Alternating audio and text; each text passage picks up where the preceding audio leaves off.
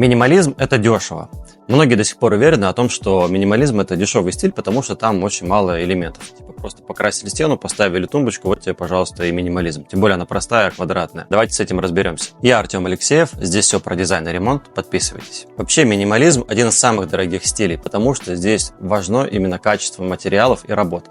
О том, какая у вас эта даже тумбочка будет стоять, да, из какого она материала, потому что больше ничего вокруг нету, но тумбочка должна быть классной, из хорошего дерева, например.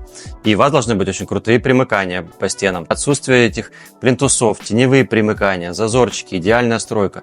Все это очень дорого. А чтобы сделать проще, можно сделать скандинавский стиль, закрыть все плинтусами, и это будет намного проще и дешевле. Но визуально это будет совсем не то. Поэтому минимализм – это дорого.